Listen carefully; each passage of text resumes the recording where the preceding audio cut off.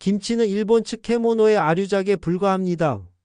한국인들이 우리 음식을 따라한 거죠. 정말 믿기 힘든 일이 벌어졌습니다. 뉴욕 최고급 호텔에서 한식의 자존심이 무너질 뻔한 충격적인 순간이었습니다. 미슐랭 스타 출신 일본 셰프의 입에서 나온 망언은 전 세계 한국인들의 분노를 일으켰죠. 그리고 아무도 예상하지 못했던 반전이 그날 밤 뉴욕 한복판에서 펼쳐졌습니다. 뉴욕 최고급 호텔에서 그것도 한식과 일식의 자존심을 건 대결이었죠. 도대체 그날 밤 에스틴 호텔에서 무슨 일이 벌어진 걸까요? 잠깐! 좋아요와 구독 눌러주시면 영상 제작에 큰 힘이 됩니다. 저는 뉴욕에서 한식 레스토랑을 운영하는 존킴 셰프입니다. 오랫동안 한식의 위상을 높이기 위해 노력해왔지만 여전히 미국에서는 김치가 사이드 디시라는 인식이 강했습니다. 그런데 이 싸움이 단순한 요리 대결이 아니란 걸 깨닫는 데는 오래 걸리지 않았죠. 발단은 뉴욕 최고급 호텔, 에스틴 호텔의 새로운 프로젝트 발표였습니다. 호텔 측은 발효 요리를 콘셉트로 한 새로운 레스토랑을 계획하고 있었고, 이 프로젝트를 위해 가장 적합한 요리를 선정하려 했습니다. 한국과 일본, 두 나라의 대표적인 발효 요리 중 하나를 선택해 호텔의 간판 메뉴로 만들겠다는 계획이었죠. 저는 당연히 한식이 주목받을 거라 기대했습니다. 하지만 현실은 달랐습니다. 이 프로젝트의 핵심 셰프 후보로 일본 요리의 거장, 야마모토 켄지가 등장한 겁니다. 미슐랭 3스타 셰프이자 일본 전통 요리를 세계에 널리 알린 인물. 그는 등장과 동시에 선언했습니다. 세계에서 가장 완벽한 발효 요리는 일본의 츠케모노라고요. 그리고 이어진 그의 한마디. 김치는 일본 츠케모노에서 파생된 것 아니냐는 말. 순간 공기가 얼어붙었습니다. 청중들 사이에서 술렁임이 일어났습니다. 뉴욕의 미식가들은 야마모토 켄지의 말에 고개를 끄덕였죠. 저는 손바닥에 식은땀이 맺히는 것을 느꼈습니다. 한식이 여전히 뉴욕 미식계에서 제대로 된 평가를 받지 못하고 있다는 현실이 가슴 아팠습니다. 저는 그 자리에서 즉각 반박했습니다.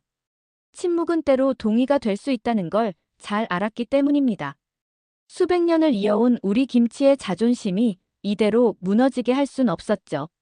마이크 앞에 선 저는 떨리는 목소리로 선언했습니다. 김치는 단순한 사이드가 아니라 하나의 메인 디시로도 손색 없는 음식이며 그 깊은 발효 과정과 다채로운 맛은 일본의 츠케모노와 비교할 수 없다고 말했죠. 하지만 분위기는 이미 기울어 있었습니다. 호텔 투자자들과 미식 평론가들 사이에서도 김치는 여전히 사이드라는 고정관념이 자리 잡고 있었습니다. 몇몇 평론가들은 오히려 야마모토의 의견에 고개를 끄덕이고 있었죠. 제가 아무리 설명해도 분위기를 바꾸기 어려웠습니다.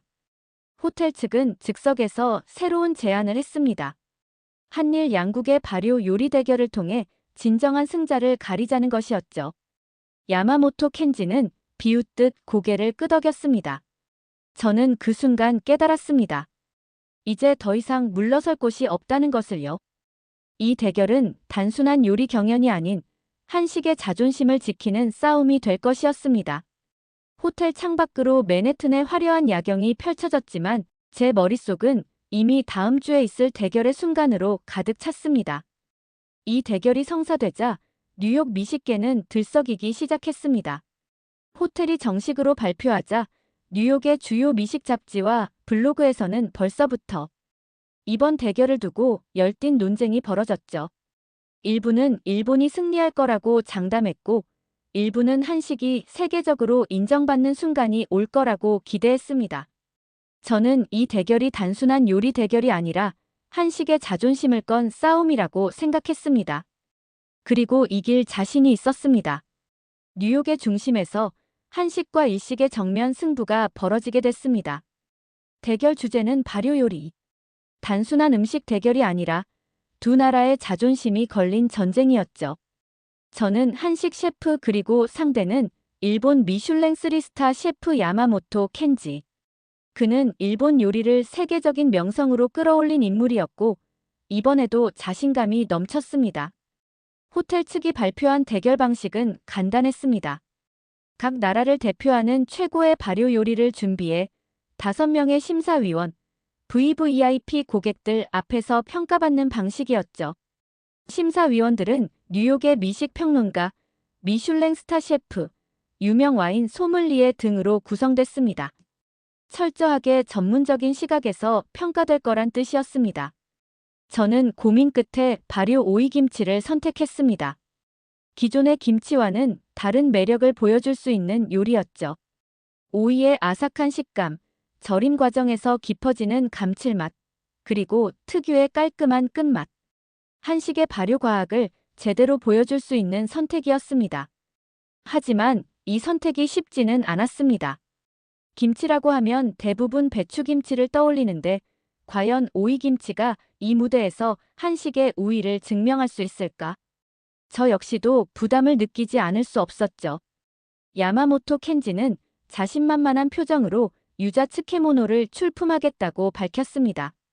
츠케모노는 일본 전통 절임 요리로 수백 년 전부터 이어져 온 발효 방식입니다. 그는 유자를 활용한 절임 방식을 내세우며 일본 요리는 한식보다 훨씬 오래된 발효 역사를 가지고 있다고 강조했습니다.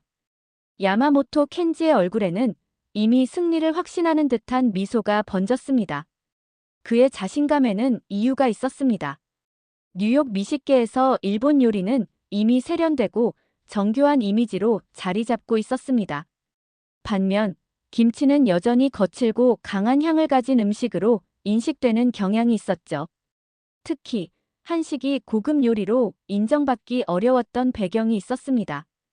야마모토는 이 점을 공략했습니다. 츠케모노는 발효 요리의 완벽한 예술이며 한식은 그 깊이를 따라올 수 없다는 식으로요. 그는 심사위원들에게도 확신을 심어주려 했습니다. 하지만 저는 생각이 달랐습니다. 한식은 오히려 발전하고 있었습니다. 전통적인 방식에서 멈춰 있는 게 아니라 시대에 맞춰 진화하고 있었죠. 저는 심사위원들에게 단순한 김치가 아니라 한식 발효 요리가 어떻게 현대적인 감각으로 재해석될 수 있는지 보여주고 싶었습니다. 발효 오이김치는 깔끔한 맛과 뛰어난 풍미를 가지고 있으면서도 현대적인 미식 문화에도 잘 어울리는 요리였죠. 특히 서양 미식가들도 부담 없이 즐길 수 있는 한식이었습니다. 대결을 앞두고 호텔 주방은 긴장감으로 가득 찼습니다. 주어진 시간은 단 하루. 저는 가능한 최고의 재료를 준비해야 했고 오이 절임 과정부터 양념 배합까지 한치의 오차도 없어야 했습니다. 모든 것이 완벽해야 했죠. 한식이 일본 요리보다 뒤처진다는 편견을 깨뜨리려면 맛뿐만 아니라 완성도에서도 압도해야 했습니다. 야마모토 역시 철저히 준비하고 있었습니다. 그는 일본에서 직접 공수한 유자와 전통 조리법을 활용해 츠케모노를 만들고 있었죠. 그 과정은 한치의 흐트러짐도 없었습니다. 그는 요리 과정에서 하나하나 정밀하게 균형을 맞춰갔습니다. 일본 요리는 디테일에서 승부를 본다. 그런 자신감이 느껴졌습니다. 주방의 공기가 뜨거워졌습니다. 모든 재료가 준비되고 이제 본격적인 요리 과정에 들어갔죠. 저는 오이 하나하나를 확인하며 절임 시간을 조절했습니다. 오이는 빠르게 절여야 아삭한 식감을 살릴 수 있지만 너무 짧으면 발효가 제대로 진행되지 않죠. 적절한 타이밍을 잡아야 했습니다. 양념 역시 중요했습니다. 저는 젓갈의 사용을 최소화하면서도 감칠맛을 극대화할 방법을 고민했습니다. 대신 마늘과 생강, 그리고 신선한 고춧가루를 적절히 배합해 깊은 풍미를 더했습니다. 한국의 발효 과학이 단순히 전통에 머무는 것이 아니라 현대적인 접근법으로도 충분히 승부를 볼 수 있다는 걸 증명하고 싶었죠. 야마모토도 마찬가지였습니다.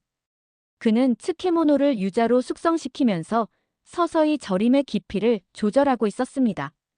그의 방식은 확실히 정교했습니다. 하지만 저는 알았습니다. 일본 요리는 정밀하고 깔끔하지만 가끔 너무 정제되다 보면 개성이 부족해질 수도 있다는 걸요. 이제 모든 준비가 끝났습니다. 심사위원들이 기다리고 있었고 이제 맛으로 승부를 볼 차례였습니다. 한식과 일식, 그 발효 요리의 정점에서 진정한 승자가 가려질 순간이 다가오고 있었습니다. 대결을 하루 앞두고 저는 심상치 않은 분위기를 감지했습니다. 주방에서 무언가 이상한 느낌이 들었죠. 손에 익숙하던 재료들이 미묘하게 달라져 있었습니다. 고춧가루는 원래의 곱고 부드러운 질감이 아니라 덩어리진 채 눅눅하게 변해 있었고, 마늘은 원래의 향이 거의 사라진 상태였습니다.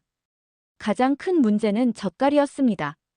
도착해야 할 시간에 도착하지 않았고, 연락을 해보니 배송착오로 아직 뉴욕에 도착조차 하지 않은 상태였습니다. 이런 일이 발생한 이유는 단순했습니다. 한식 재료의 현지 공급망이 아직 탄탄하지 않았기 때문입니다. 저는 오랜 기간 뉴욕에서 한식을 알리기 위해 노력해왔지만 일본 식재료처럼 안정적인 유통망을 구축하기엔 시간이 부족했죠. 반면 야마모토 켄지는 일본에서 이미 오래전부터 뉴욕으로 재료를 수급하는 체계를 갖추고 있었습니다. 그에게는 이런 변수가 없었습니다. 그의 재료는 완벽한 상태로 준비되어 있었죠. 저는 곧바로 해결책을 찾아야 했습니다. 대회까지 시간이 얼마 남지 않았고, 이 상태로 요리를 하면 제대로 된 결과물을 내놓을 수 없을 게 분명했습니다. 하지만 이미 뉴욕 내 한식 재료 공급업체들은 저마다의 사정으로 원하는 품질을 제공할 수 없는 상황이었고, 급하게 한국에서 다시 공수하는 건 불가능했습니다. 선택할 수 있는 길은 많지 않았죠. 그때 한 사람이 저를 찾아왔습니다. 뉴욕에서 김치 발효를 연구하는 한국인 유학생 김유진이었죠. 김유진은 한국에서 직접 공수한 최고급 고춧가루를 가지고 있었습니다. 순간 희망이 보였습니다. 김유진이 가져온 고춧가루는 안동에서 직접 만든 것이었죠. 선명한 붉은색과 진한 향이 제대로 된 품질임을 증명했습니다. 하지만 양이 제한적이었기에 기존 레시피를 완전히 수정해야 했습니다. 시간이 없었습니다. 주어진 재료로 최상의 결과를 만들어내야 했죠. 저는 즉시 레시피 수정에 들어갔습니다. 고춧가루의 양을 조절하고 다른 재료들의 배합을 새롭게 계산했습니다. 저는 고춧가루 양을 조절하면서 젓갈 없이도 깊은 감칠맛을 낼 수 있도록 마늘과 생강을 배합하는 방식을 연구했습니다. 발효 시간을 단축할 방법도 고려해야 했죠. 시간이 부족했기에 모든 과정이 더 철저해야 했습니다. 재료를 새롭게 조합하는 과정에서 저는 다시 한번 한식의 유연함을 실감했습니다. 김치는 단순한 발효 음식이 아닙니다. 시대와 상황에 맞춰 변화할 수 있는 강한 생명력을 가진 요리입니다. 일본의 츠케모노가 수백 년 동안 동일한 방식으로 만들어져 왔다면 한식은 계속해서 진화하고 있죠. 저는 그 점을 이번 대회에서 증명하고 싶었습니다. 야마모토 켄지는 자신의 방식대로 완벽하게 준비된 츠케모노를 만들고 있었습니다. 그의 주방에는 흔들림이 없었죠. 그는 정제된 기술과 수백 년의 전통을 내세워 변함없는 방식으로 요리를 완성해가고 있었습니다. 하지만 저는 한식이 전통 속에 갇힌 음식이 아니라는 걸 보여주려 했습니다. 한식의 경쟁력은 유연함에 있습니다. 시대에 맞춰 변화할 수 있는 힘이 있죠. 저는 급히 계획을 수정하면서도 한식을 단순히 전통적인 방식으로 평가할 수 없다는 점을 심사위원들에게 각인시킬 생각이었습니다. 저는 새로운 방식으로 김치를 만들어가기 시작했습니다. 단순히 재료를 대체하는 게 아니라 새로운 접근법을 적용하는 과정이었습니다. 시간이 부족했지만 오히려 이런 변수가 한식의 진짜 강점을 보여줄 기회라고 생각했습니다. 대결을 앞둔 마지막 밤, 저는 주방에서 마지막 테스트를 진행했습니다. 김치의 맛이 제대로 우러났는지, 재료들이 조화를 이루고 있는지 확인했습니다. 손끝에 닿는 질감, 젓가락으로 집었을 때의 느낌, 그리고 입안에서 퍼지는 향과 감칠맛. 모두가 조화롭게 어우러져야 했습니다. 이제 모든 준비가 끝났습니다. 내일이면 심사위원들 앞에서 결과를 선보이게 됩니다. 재료 수급 문제로 인해 예상과 다르게 흘러갔지만 저는 더 강해진 느낌이었습니다. 한식은 변화에 강한 요리입니다. 그리고 저는 그걸 직접 증명할 것입니다. 저는 과감한 결단을 내렸습니다. 전통의 한계에 갇혀 있을 순 없었죠. 젓갈 없는 새로운 김치를 만들기로 결심했습니다. 한국에서 연구된 유산균 데이터를 참고하며 젓갈 없이 감칠맛을 극대화할 방법을 찾아야 했습니다. 마이크로 발효 기술은 혁신적이었습니다. 저온에서 48시간 만에 최적의 발효 상태를 만들어낼 수 있었죠. 실험실의 온도계가 섭씨 15도를 가리키는 동안 우리의 열정은 끌어올랐습니다. 밤새 실험을 거듭했습니다. 발효 온도를 미세하게 조절하고 유산균의 활성도를 체크했죠. 매시간 새로운 데이터가 쌓여갔습니다. 새로운 방식으로 김치를 만들기 시작했습니다. 우선 오이를 적절한 온도에서 절여 최대한 아삭한 식감을 유지하면서도 내부까지 맛이 배어들도록 했습니다. 이후 유산균을 활성화시키기 위해 적절한 환경을 조성했습니다. 젓갈을 사용하지 않는 대신 마늘과 생강의 비율을 조정하고 천연 감칠맛을 끌어낼 수 있는 식물성 발효액을 활용했습니다. 그때 야마모토 켄지가 실험실을 찾아왔습니다. 우리의 새로운 시도를 비웃듯 그는 김치를 보며 그건 김치가 아니라 서양식 피클에 불과합니다. 라고 말했습니다. 이어서 일본 요리는 변화를 필요로 하지 않습니다. 우리는 수백 년 동안 완벽한 맛을 유지해왔습니다. 라고 덧붙였습니다. 그의 말에는 자부심과 동시에 한식에 대한 무시가 섞여 있었습니다. 현미경 속 유산균들이 활발하게 움직이는 모습을 지켜보며 확신이 들었습니다. 전통의 맛을 지키면서도 현대적 기술을 받아들이는 것, 그것이 진정한 발전이라고 믿었죠. 야마모토 켄지는 일본 요리는 변화가 필요 없다며 오만한 태도를 보였습니다. 하지만 제 귀에는 그의 말이 오히려 한계로 들렸죠. 혁신 없이는 전통도 살아남을 수 없다는 것을 깨달았기 때문입니다. 우리는 변화를 두려워하지 않으며 전통을 유지하면서도 새로운 방식으로 발전할 수 있는 요리입니다. 전통적인 츠케모노와 비교해도 김치는 훨씬 더 다채로운 맛을 가지고 있었습니다.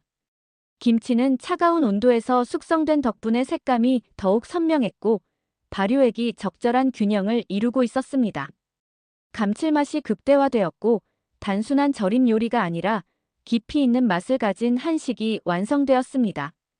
드디어 대결의 순간이 다가오고 있었습니다. 심사 방식은 간단했습니다.